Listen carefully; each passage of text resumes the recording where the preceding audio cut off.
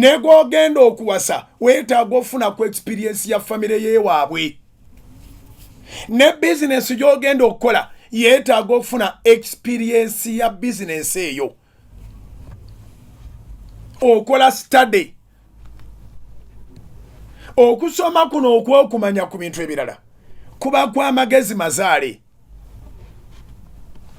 Bwe tuba tuyingira mu kigambo kye tuyita other people's experience, okuyigira ku balala bye bayiseemu tekikwetaagisa kubanga wasoma nnyo, kubanga omuntu yandyeraliikiridde n'agamba kakati ate awo nyina okumpiringa ebitabo bya research, ate research ankalubiriza. Tewaliwo kintu kikalubiriza ku kintu ky'oyagala. Wangi, tewaliwo kintu kikalubiriza ku kintu ky'oyagala.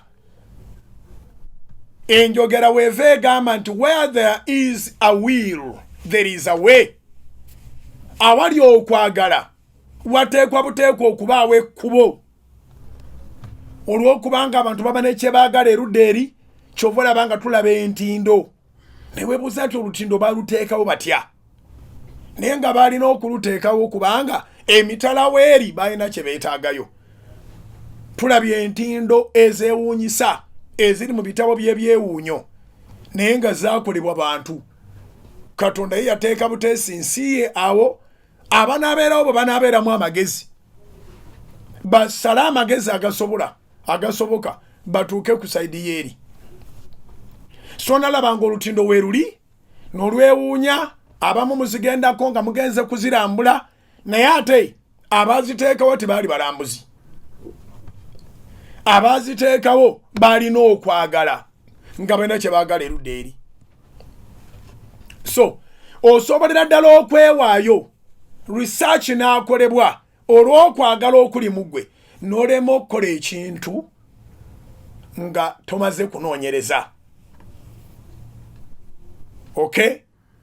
So omwana wa kamera ampadde ekigambo wa Salt, ampadde ekigambo nga kizito nnyo, kinzitooweredde.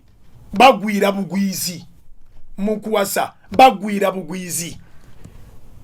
Kikyusiza ekitundu kyange ekyokubiri eky'emisingi. Mu bizinesi abantu bagwira bugwizi.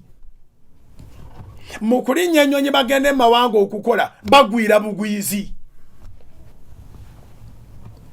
Abagwiridde obugwizi nga bwe ngambye nti ng'abavubuka baboogera nti ebisima bisobola okukwata mu kyokugwira n'okwatayo. Naye chances ennyingi ziri nti buli kyogwiridde osobola okufuniramu ebizibu.